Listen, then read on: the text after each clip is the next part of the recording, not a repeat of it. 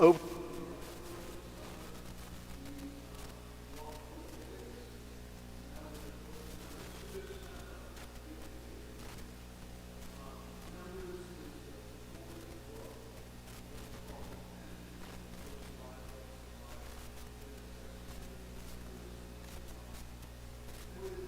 these were the most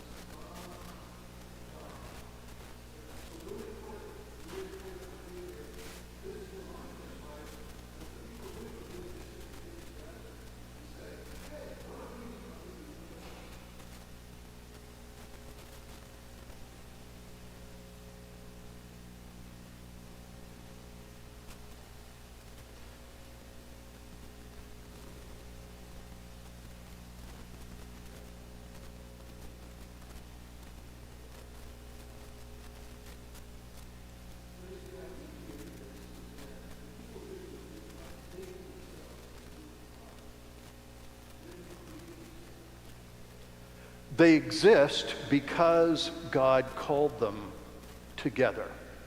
Okay, this is really important. Now, one other important little word here, and then we'll move on. The word here that's the congregation of the people of Israel when it comes time for the Old Testament to be translated into Greek, that is, at one point, there are more Jews living outside of Palestine who speak Greek than live in Palestine and speak Hebrew or Aramaic. So eventually the Old Testament is translated into Greek. And when it comes time to translate Numbers 1:2, a word is used, a Greek word is used to translate this word congregation. And the word that's used is a word that'll sound remotely familiar, ecclesia. This is the word that will come to designate the church in the New Testament. You may recognize it as, sometimes when we talk about things related to the church, we say that it's ecclesiastical. It's from this word, ecclesia. So notice what's going on here. When the New Testament is written, they're consciously using the same word to describe the church as was used in the Old Testament to describe the congregation of the people of Israel. And that lets us know about the continuity, right? Just like Israel, right? The church doesn't create itself, right? We didn't all get together and say, hey, all those in favor of voting ourselves to be the people of God, signify by raising your right hand and saying aye, and we all said aye. That's not how it happened. The idea is that the church exists because God called it together. It's a called assembly. So some really important words. Now, if you read Numbers 1, right, sometimes people get really energetic and excited, right, to read through the whole Bible. And if they've survived Leviticus, Numbers 1 tends to be like the end of their reading efforts, because guess what? The whole chapter of the first book of Numbers is a census in which we get a listing of the 12 tribes of Israel and the numbers of people in each tribe. And, you kind of begin with this sense of excitement, and then it goes on, and so and so, and so and so, and so and so, and so and so. And it sounds kind of boring. But here's where we have to be really careful, okay? Sometimes, things can be boring, but still be very, very important, right? Some things can be not the most electrifying thing in the world, but they're still really important, and this is an example of that. So God, in the first chapter of the book of Numbers, has Moses take a census of the people of Israel. And you might say, okay, well, yeah, so what? Well, it's important to remember here that in the ancient world, kings took censuses not simply to simply count people, although that was part of the effort. Censuses were always political acts. To be enrolled in a census, right, was a way that a particular king, in effect, said, I have authority over you. You are part of my people. Okay, and I think we can kind of think about this today, right? Censuses are political acts in our context too, right? It's really important that you get an accurate count because guess what? Representation in Congress, right, is dependent upon population, amongst other things. So the act of taking a census is, in a way, God saying to the people of Israel, okay, we're going to count you, and this is going to be one of the signs that you belong to me. You are my people. And this introduces us into a really important thing, something that we tend to forget about, which is really important, and that is, we're being reminded here that Israel is a people with a particular politics and a particular polity, okay? All societies, which can call themselves societies, right, have a particular politics and a particular polity, a way of ordering their life, okay? The only option to not having a polity is to exist in a perpetual state of civil war. Okay, so what is Israel's polity and politics? What are we being told here? Well, first of all, we're being told that Israel's polity, her social order, is defined by the law of Moses. That is, the law of Moses isn't just simply a long set of rules about what you should do and not do. The law of Moses is a description of the kind of social order that Israel is to embody. Okay? And the second thing to remember about this is it's not just a social order. It's God's social order. Okay? Because God's the one who thought it up. Okay? We don't have, the people of Israel getting together and Moses says, okay, now we're going to hold an election. Who would you like to go up to Mount Sinai to represent you? And there's an election. No, that's not what happens. So Israel is a society that's constituted by her relationship with God.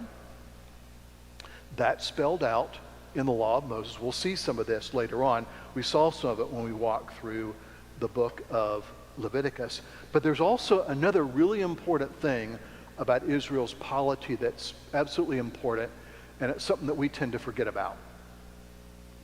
Israel's polity is not democratic. There are no elections for anything in the Old Testament. Okay? Israel is a monarchy, but a monarchy of a very special kind. Israel is a monarchy in the sense that God is always understood to be the true king of Israel. Okay? Even when there's a human king, and we'll see this later on when we get to 1st and 2nd Samuel, and we have the rise of the monarchy with Saul being the first king and then David following him, we'll see that even when Israel has a human king, the understanding is that that king represents the rule of the real king, God. Okay?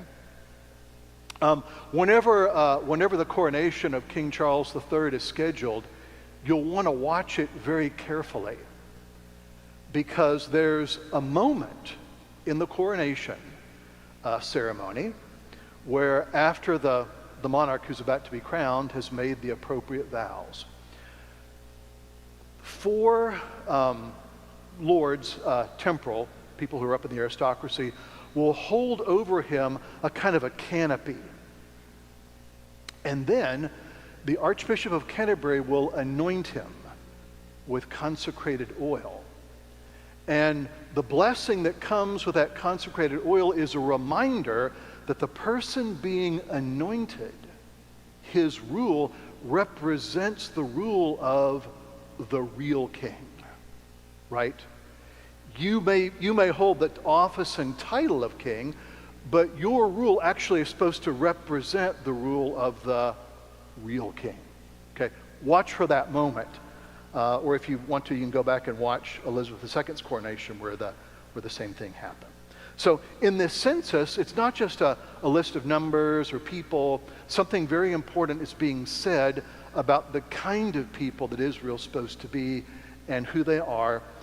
Their existence is constituted by a covenant with God. And of course, the thing we want to recognize here, right, is the same is true of the church.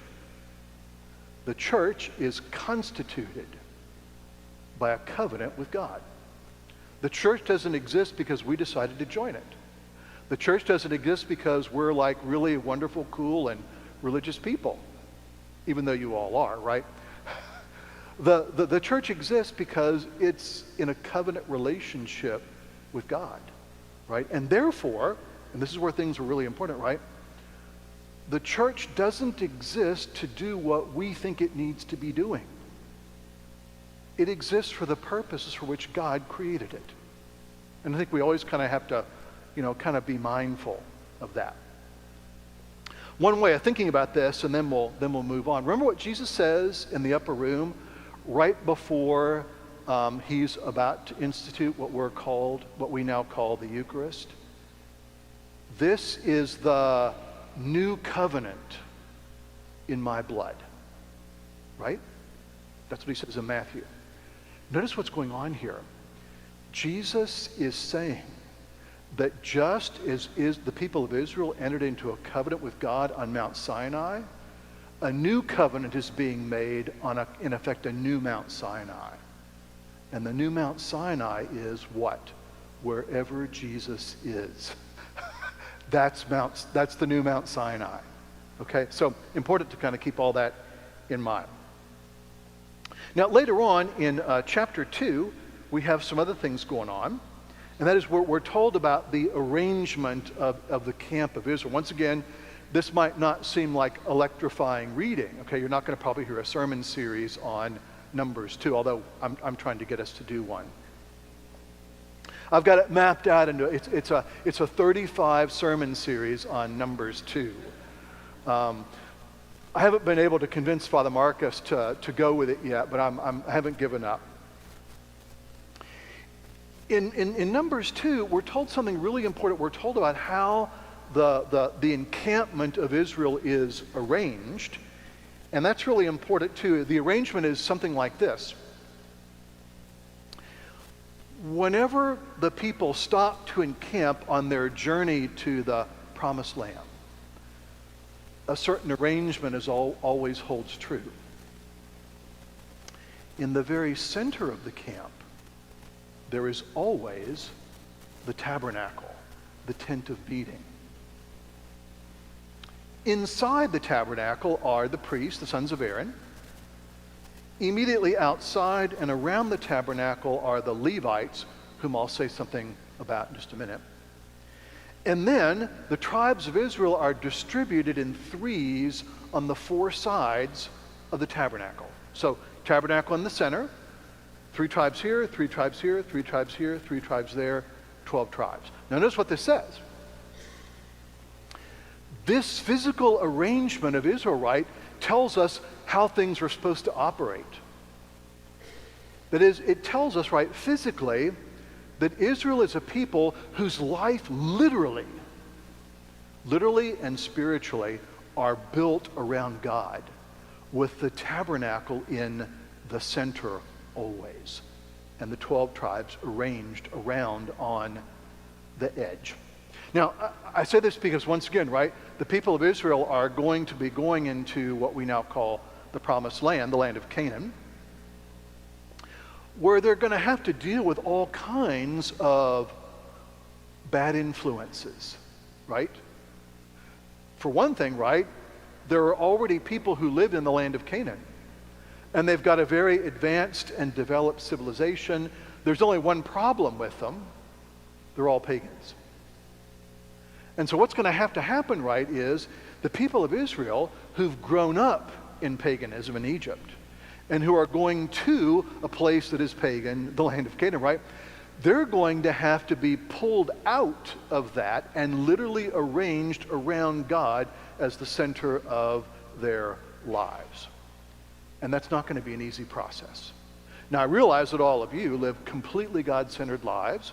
You're really, really spiritually advanced, so you probably have a hard time understanding the struggle here, but try, okay? Try anyway. So that's the arrangement of the people of Israel.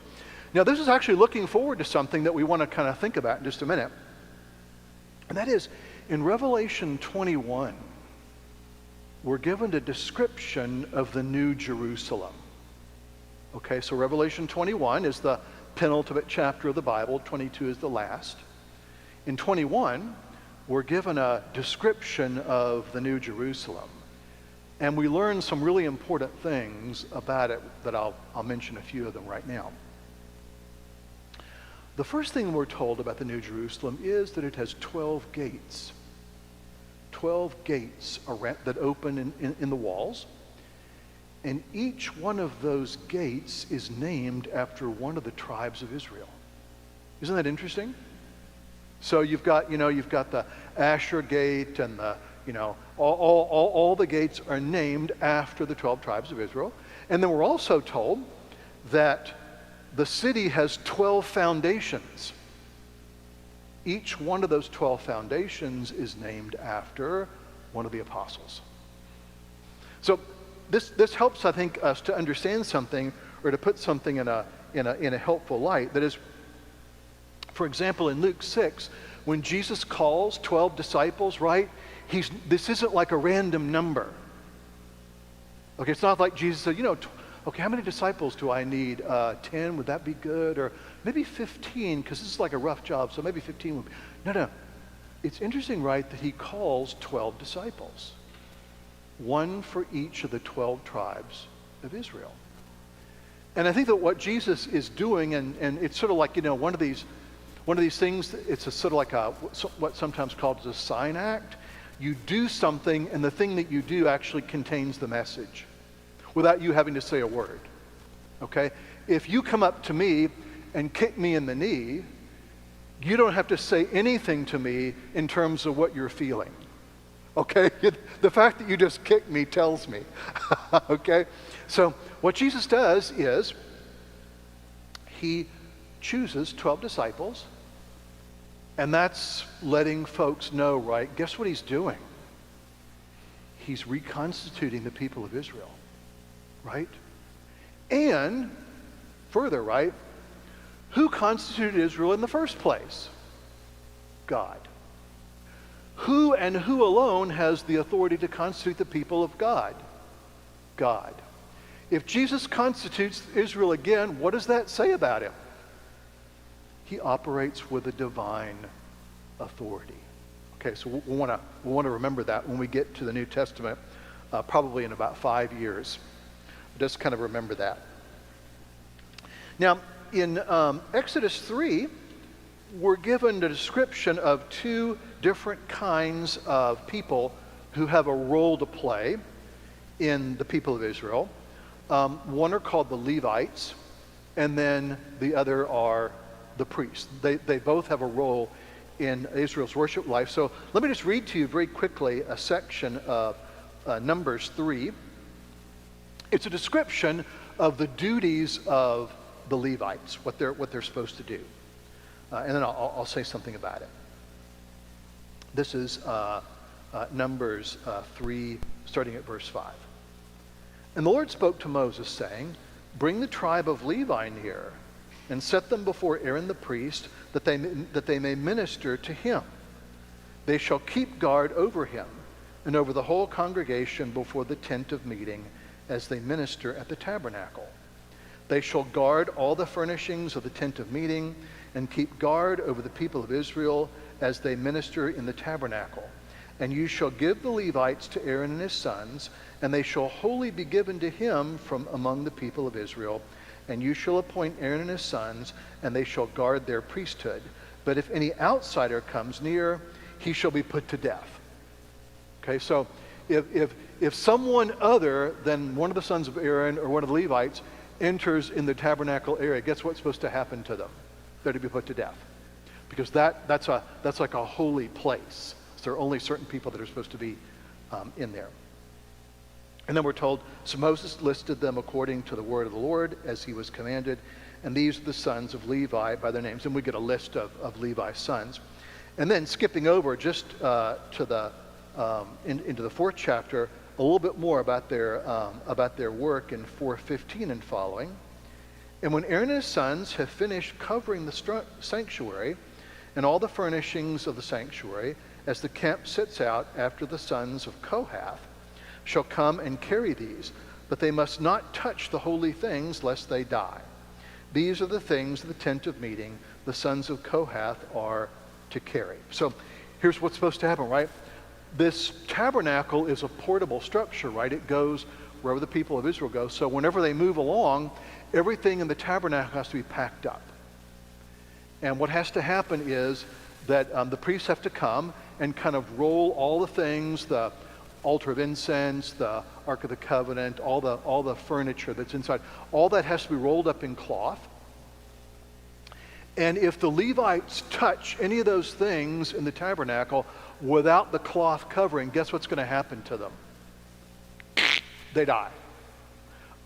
Not by human hand, but God will strike them dead. Okay, so be careful. Okay, be careful how you go about your job. Now, this may strike us as odd, but I think a really important principle is at stake here. Something that, might be good for us to remember. We're being told here, right, that the furnishings in the inner part of the tabernacle here, right, These are all things that are consecrated to the service of God, and therefore they are to be taken absolutely seriously. Okay? Some of you may remember the olden days, right? And the olden days were, depending on how old you are, that's when the olden days were, right? But some of you may remember, right, that there was a time, right, when you came into church, no one was talking. And the first thing you did, right, was when you came into the pew, you didn't say hi, or how are you doing, or did you go to the game last night? First thing you did, was pull the kneeler down and pray. Why? Because when you came into the church, right, you were coming into the presence of God. And that was to be taken really, really seriously. So that's the principle here, right? Israel's being reminded that this whole, tabernacle thing isn't just like fun or play or show. This is serious business, right? This is really, really serious, because dwelling in this tabernacle is nothing less than the very presence of God. And that's to be taken with absolute seriousness. So we have these regulations that govern it. Then we have the tasks of the priests, and the priests also have a role. There are kind of three primary roles are: the priests serve to offer sacrifices, and we kind of went through those when we went through the book of Leviticus. The other thing the priests do is they're supposed to teach.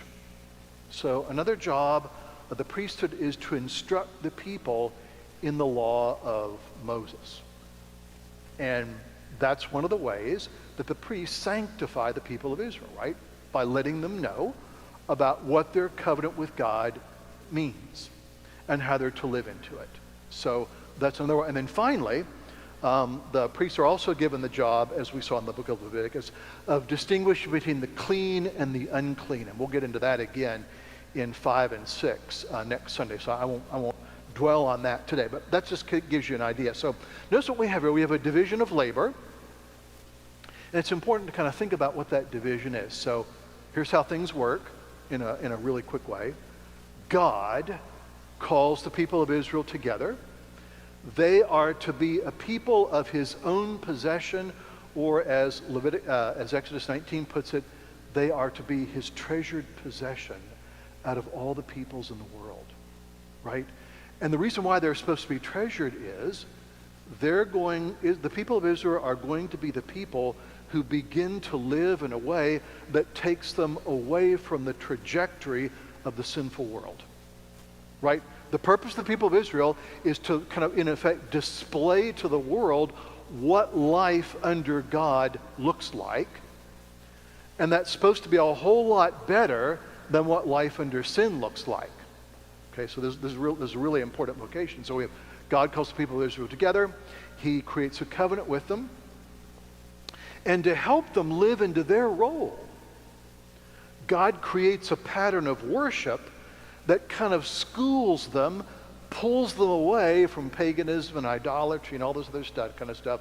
And in that sense, right, that's where the Levites and the priests come in. The Levites and the priests, their job is to help the people of Israel live into their job. So notice what happens here, right?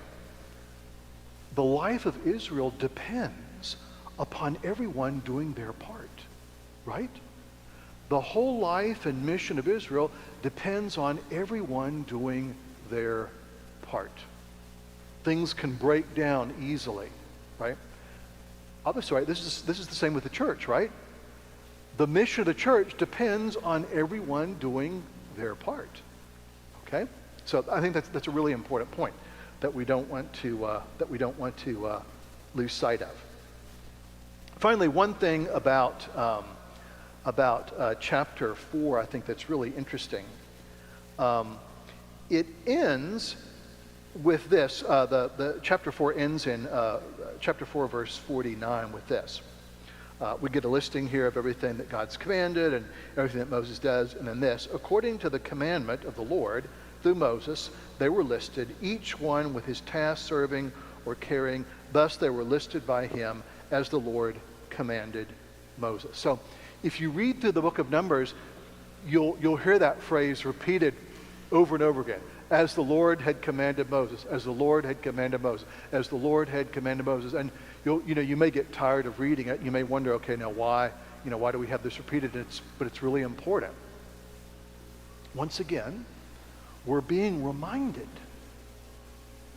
that the people of Israel are not giving themselves their own religion, nor are they kind of thinking up their own mission. They're receiving a faith and a practice from God, and they're living into a mission that's coming to them from God. Hence the repetition, as the Lord had commanded Moses. Not as Moses thought up, or not as Moses and a committee of the elders of Israel thought up or recommended or anything like that, as the Lord had commanded Moses. So right here at the first 4 chapters of the book of Numbers now, we kind of have an idea of what these people are about. And what we're going to do is we're going to hear some more about the organization, the polity of Israel, and then starting at around chapter 12 or thereabouts, we're going to begin the long and difficult journey to the promised land. And one of the things I think what we want to do is as we're reading about that journey is we'll want to see how much the people of Israel are actually like us. Because some of the things that they do on their journey, we do on our journey as well. And one of the primary things the people of Israel do on their journey, right, is complain. Okay, we're always hearing, and the people of Israel grumbled against Moses. The people of Israel grumbled against the Lord. Okay, so we'll want to watch that, and we'll be trying to be asking ourselves, okay, now why are they grumbling? And what does that say about them? But also, right, let's look in a mirror and let's see what that says about us. So next Sunday we'll pick it up with Numbers 5.